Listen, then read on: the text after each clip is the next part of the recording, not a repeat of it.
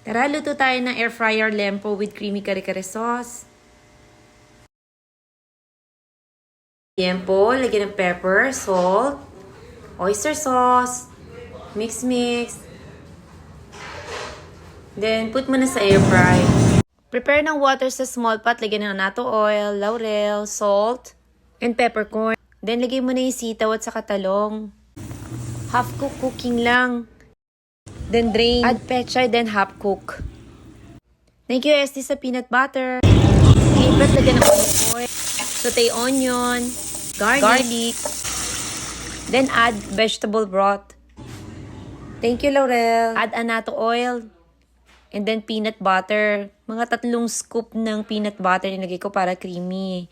And then, simmer mo lang hanggang sa lumapot. Lagyan ng salt. Ikaw nang bahalang magtimpla. Ayan, lumapot na. Plating na tayo. Lagyan na natin yung talong. Pechay. Sitaw. Ikaw nang bahala kung saan mo ilagay. Ayan, ready ng kare-kare. Kain tayo!